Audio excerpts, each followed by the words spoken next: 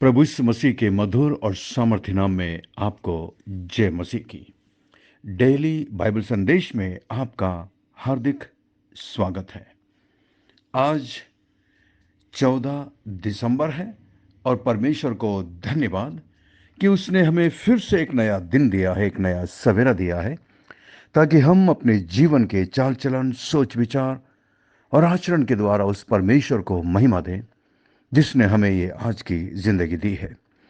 आज की तारीख के अनुसार आज हमें गलातियों की किताब 6 अध्याय और उसकी पहली आयत में से पढ़ना है। मैं आशा करता हूं गलातियों की किताब के द्वारा परमेश्वर ने आपके दिलों से बातचीत की है और हमने बहुत अद्भुत बातों को सीखी है। यदि आपने ध्यान दिया हो तो आपको पता चलेगा कि गलातियों का जो मुख्य विषय वो ये है कि पौलुस गलातियों के विश्वासियों के बारे में इतना चिंतित है कि कहीं वो गलत शिक्षा में भटक कर प्रभु से दूर न हो जाएं। और पौलुस इसलिए उन्हें ये पत्र लिखता है और उन्हें समझाता है कि किस तरह तुम्हारा उद्धार व्यवस्था के पालन करने से नहीं बल्कि प्रभु मसीह पर विश्वास करने के द्वारा हुआ है। आज हम 6 अध्याय और इसकी पहली आयत में से पढ़ेंगे। ये अंतिम अध्याय है और अब से गलातियों की किताब समाप्त हो जाएगी और उसके बाद हम इफिसियों की किताब में चलेंगे। 6 अध्याय और इसकी पहली आयत में देखिए, हे भाइयों, यदि कोई मनुष्य किसी अपराध में पकड़ा भी जाए तो तुम जो आत्मिक हो नम्रता के साथ ऐसों को संभालो और अपनी भी चौकसी रखो कि तुम भी परीक्षा में ना पड़ो। तो 6 अध्याय और उसकी 1 से लेकर 2 आयत में हम इस बात को देखते हैं। पौलुस गलातियों के विश्वासी और विशेष करके वहां के जो अगुवे हैं उनसे विनती करता है कि आप दूसरों को जब आप देखते हैं, परखते हैं, तो नम्रता के साथ देखिए, उनके साथ अच्छा व्यवहार करिए। विशेषकर जब कोई व्यक्ति पाप में पड़ता है या किसी अपराध में पकड़ा जाता है तो आपका व्यवहार उसके साथ कैसा है ये आपकी आत्मिक स्थिति को दर्शाता है। So number one, see others humbly. Your response to another's fall reveals your own walk, whether it is spiritual or not. Pride will make it impossible for you to help the fallen, but humility will bring blessings to you and to them. आपका व्यवहार उस गिरे हुए मसीह के प्रति, यह एक व्यक्ति जो पाप में पकड़ा जाता है उसके प्रति आपकी प्रतिक्रिया ये बताती है कि आप खुद कितने आत्मिक हैं और प्रभु के साथ आपका चाल चलन कैसा है।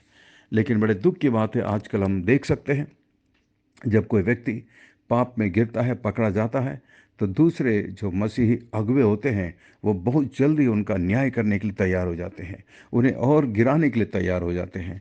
लेकिन वो कई बार भूल जाते हैं कि वो खुद परफेक्ट नहीं है, सिद्ध नहीं है, उनसे भी गलतियां होती हैं। इसलिए जो कुछ आप चाहते हैं कि लोग आपके साथ करें जब आप गलती में पकड़े जाते हैं, तो आप भी दूसरों के साथ वैसा ही व्यवहार करिए जब दूसरे लोग पाप में पकड़े जाते हैं।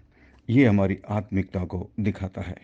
और उसके बाद 3 से लेकर 5 आयत में आप देखेंगे कि अब आप अपने आप को देखिए। तीसरी आयत में, क्योंकि यदि कोई कुछ न होने पर भी अपने आप को कुछ समझता है तो अपने आप को धोखा देता है। पर हर एक अपने ही काम को जांच ले, तब दूसरे के विषय में नहीं परंतु अपने ही विषय में घमंड करने का अवसर होगा, क्योंकि हर एक व्यक्ति अपना ही बोझ उठाएगा। अब यहाँ पर पौलुस कहता है कि हम ना केवल दूसरों को संभालें बल्कि हमें अपने आप को भी संभालना है। See yourself honesty. Do you use somebody's fall to make yourself look better? That's what many people do. That's what many leaders do. बहुत सारे अगुवे क्या करते हैं, जब कोई दूसरा मसीह व्यक्ति गिरता है पाप में तो उसे वो लेकर अपने आप को अच्छा दिखाने में आगे आ जाते हैं, अपने आप को आत्मिक जताने के लिए खड़े हो जाते हैं।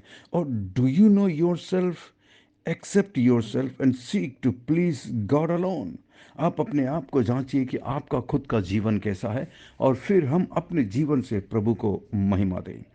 उसके बाद छः में देखिए, 6 से लेकर 10 तक में यहाँ पर पौलुस बताता है कि मसीही अगुवे जो आपको परमेश्वर का वचन सिखाते हैं, उनके प्रति आपका व्यवहार कैसा होना चाहिए।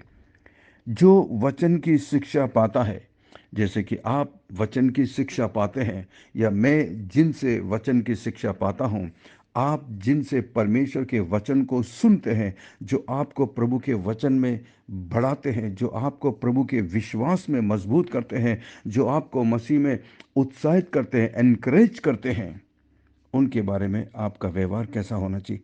यहाँ पर लिखा है, जो वचन की शिक्षा पाता है, यानी कि आपके बारे में, विश्वासियों के बारे में जो वचन की शिक्षा पाता है, वो सब अच्छी वस्तुओं में सिखाने वाले को भागी करें।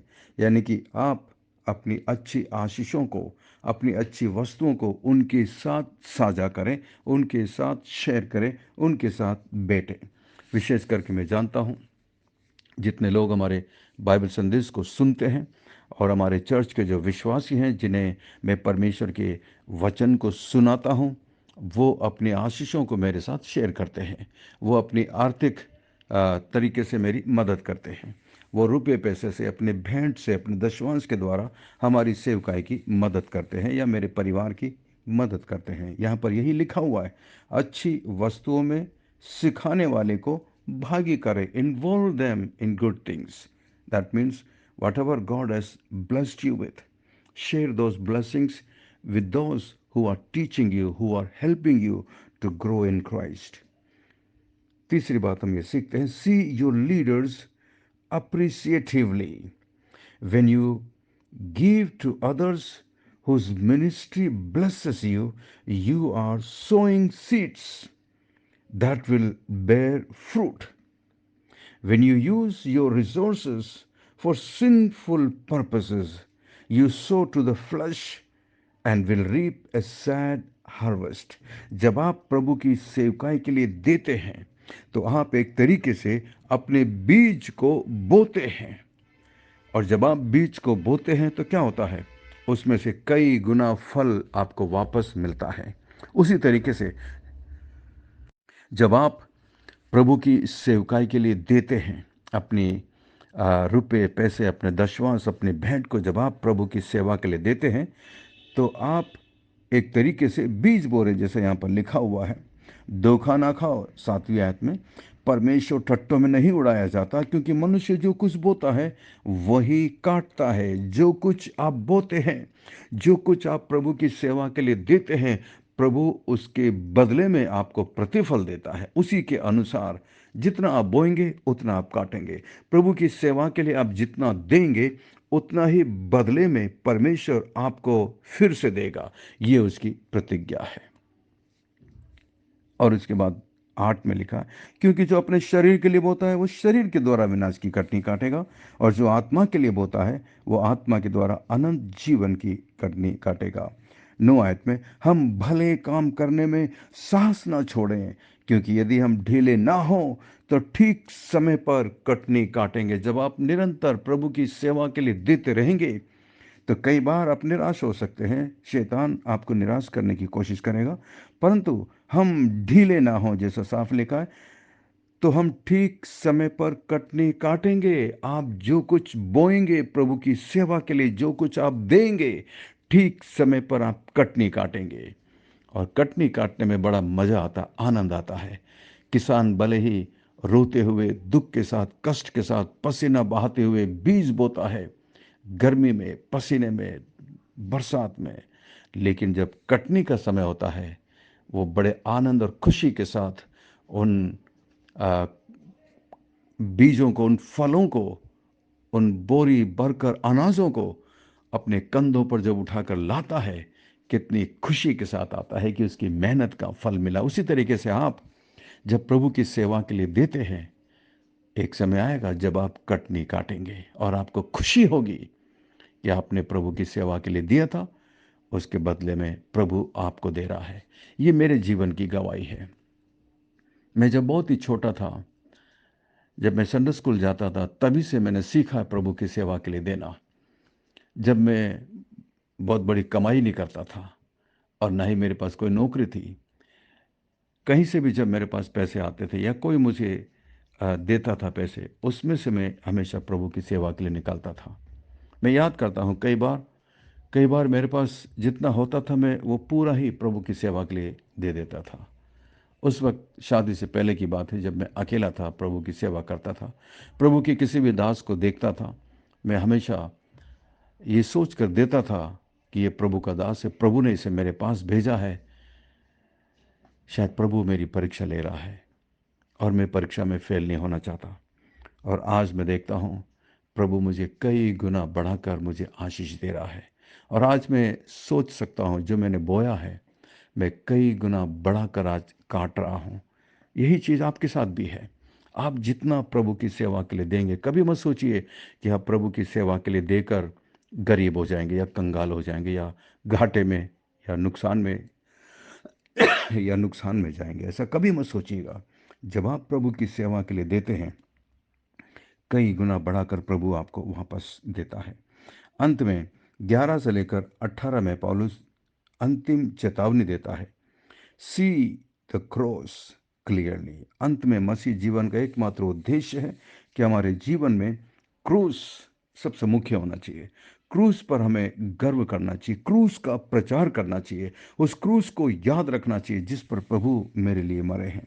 हमें, जैसा कि यहाँ पर गलातियों के विश्वासी लोग कर रहे थे, 11 में देखिए, देखो मैंने कैसे बड़े अक्षरों में तुमको अपने हाथों से लिखा है। इस आयत को पढ़कर कई बाइबल स्कॉलर्स अंदाज लगाते हैं कि पौलुस की आंखें शायद कमज़ोर थी, इसलिए जब वो लिखता था तो बड़े बड़े अक्षरों में लिखता था। यहाँ पर लिख रहा है कि देखो मैंने कैसे बड़े अक्षरों में तुम्हें लिखा है। जो लोग शारीरिक दिखावा चाहते हैं वे ही तुम्हारा खतना करवाने के लिए दबाव डालते हैं, केवल इसलिए कि वे मसीह के क्रूस के कारण सताए ना जाएं। कुछ लोग इसलिए भले काम करते हैं, इसलिए अच्छे काम करते हैं, इसलिए रीति रिवाज के कामों को करते हैं ताकि मनुष्यों को दिखा सके, ताकि उनकी बड़ाई हो, ताकि क्रूस के कारण उन्हें सताव न मिले। लेकिन पौलुस बोलता है 14 आयत में, पर ऐसा ना हो कि मैं अन्य किसी बात का घमंड करूं, केवल हमारे प्रभु मसीह के क्रूस का, जिसके द्वारा संसार मेरी दृष्टि में और मैं संसार की दृष्टि में क्रूस पर चढ़ाया गया हूं। संसार मेरे लिए क्रूस पर चढ़ाया गया है, यानी कि वो मेरे लिए वेस्ट है। संसार मर चुका है, मैं क्रूस पर चढ़ाया जा चुका हूँ। यानी कि मैं अपने शरीर पर घमंड नहीं करता, अपनी बातों पर घमंड नहीं करता, लेकिन उस क्रूस पर घमंड करता हूँ जिस पर प्रभु मेरे लिए मरे हैं। 17 में,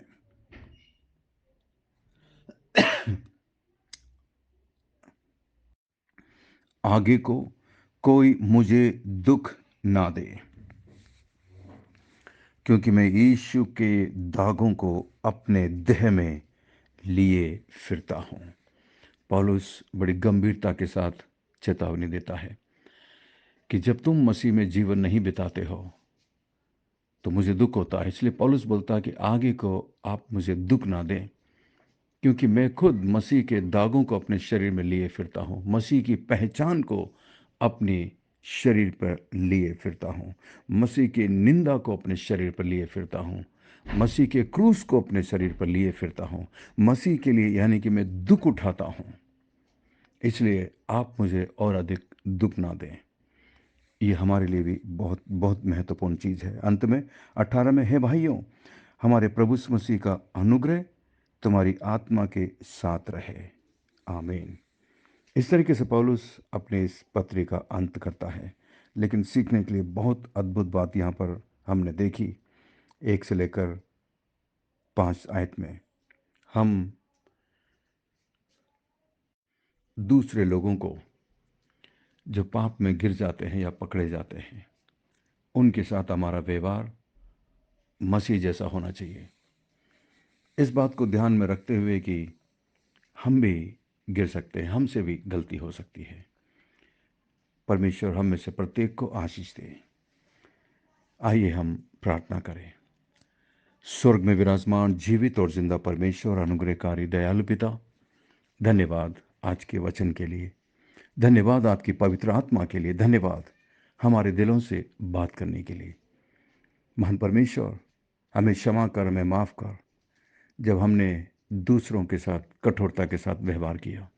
हमारी मदद करिए प्रभु जी, ताकि हम खुद अपने जीवन को ध्यान में रखें कि हम दूसरों को सिखाकर खुद दोषी ना होएं। धन्यवाद महान परमेश्वर आपके लोगों के लिए जिन्हें आपने हमारे चर्च में दिया है। मैं प्रार्थना करता हूँ प्रभु, प्रत्येक पर अनुग्रह और दया करना, ताकि वो आत्मिक जीवन में निरंतर बढ़ते जा सके। मैं प्रार्थना करता हूँ प्रभु, जितने लोग इस वक्त इस बाइबल संदेश से जुड़े हुए हैं, जो इस प्रार्थना को सुन रहे हैं, उन पर अनुग्रह और दया करिए प्रभु जी। विशेष प्रार्थना करता हूँ सिस्टर सुनीता के दीदी के लिए प्रभु जी, जो इस वक्त प्रभु उन्हें आपकी चंगाई की आवश्यकता है, आपके स्पर्श की आवश्यकता है। उन पर अनुग्रह और दया करिए प्रभु जी। मैं जानता हूँ आपके लिए कुछ भी मुश्किल नहीं है। मैं प्रार्थना करता हूँ आंटी प्रेमला के लिए, आंटी गीता के लिए प्रभु मैं प्रार्थना करता हूँ, आंटी आशा के लिए प्रार्थना करता हूँ प्रभु जी। इस उम्र में भी जो आपसे प्यार करती हैं, आपके लिए जीवन जीती, अनुग्रह और दया करिए प्रभु। मैं प्रार्थना करता हूँ सिस्टर जॉली के लिए प्रभु जी, उनके परिवार के लिए, उनकी बेटी के लिए, उन पर अनुग्रह और दया करना प्रभु जी। हर एक आवश्यकताओं को अपने स्वर्गीय भंडार से पूरा करना प्रभु, उनका मार्गदर्शन करना, अपनी पवित्र आत्मा के द्वारा उनकी अगुवाई करना प्रभु जी। मैं प्रार्थना करता हूँ महान परमेश्वर सिस्टर रोजलिन के लिए, उनके शारीरिक तकलीफ के लिए प्रभु जी, आप उन पर अनुग्रह और दया करें। हम प्रार्थना करते हैं बाबा के लिए, भाई रघुनाथ के लिए हम प्रार्थना करते हैं, आप उन पर भी अनुग्रह और दया करना प्रभु जी। और भी कई लोग हैं जो बीमारी के बिस्तर पर हैं, दुख में हैं, तकलीफ में हैं प्रभु जी। मैं प्रार्थना करता हूँ सिस्टर दमयंती के लिए प्रभु, प्रार्थना करता हूँ प्रभु जी, उन पर अनुग्रह और दया करिए प्रभु जी। प्रार्थना करते हैं प्रभु सिस्टर प्रिया के लिए प्रभु जी, महान परमेश्वर सिस्टर शोभा के लिए मैं प्रार्थना करता हूँ, सिस्टर भानु के लिए मैं प्रार्थना करता हूँ प्रभु जी, उन पर तेरी करुणा तेरी दया बनी रहे प्रभु जी। मैं प्रार्थना करता हूँ राहुल के लिए और उनकी माताजी के लिए प्रभु जी, वो प्रभु निरंतर आपके विश्वास में, आपके प्रेम और अनुग्रह में बढ़ते जा सके। महान परमेश्वर उनके बिजनेस पर आशीष देना। मैं प्रार्थना करता हूँ भाई जितेंद्र गुप्ता के लिए प्रभु जी, उनके भी बिजनेस पर आशीष देना, मदद करना और सहायता करना प्रभु जी। धन्यवाद, धन्यवाद प्रभु जी। मैं उन सभी के लिए प्रार्थना करता हूँ प्रभु, जो इस बाइबल संदेश के लिए प्रार्थना करते हैं और प्रभु जी अपना भेंट देते हैं, अपना दशवांश देते हैं प्रभु। प्रत्येक पर तेरी अनुग्रह रहे प्रभु जी, और उन्हें कई गुना बढ़ाकर अपने प्रतिज्ञा के अनुसार उन्हें वापस देना प्रभु। धन्यवाद, धन्यवाद यीशु मसीह। हमारी विनती प्रार्थना को सुनकर जवाब देने के लिए धन्यवाद। सब कुछ यीशु मसीह के मीठे महापवित्र नाम से मांगते हैं, आमीन, आमीन। आशा करते हैं आज के संदेश के द्वारा परमेश्वर ने आपके दिलों से बातचीत की है। यदि आप आशीषित हुए हैं तो हमें जरूर लिखकर बताइएगा और इस संदेश को अपने दोस्तों मित्रों के साथ शेयर करिएगा। और यदि ये संदेश आज आप पहली बार सुन रहे हैं तो आप हमारे बाइबल संदेश ग्रुप में शामिल हो सकते हैं। हमारा नंबर है 9927464924। Pastor Mani Thomas, Emmanuel Believer Church, Agra आपसे प्रेम करता है, आपकी परवाह करता है। अंत में सवाल है,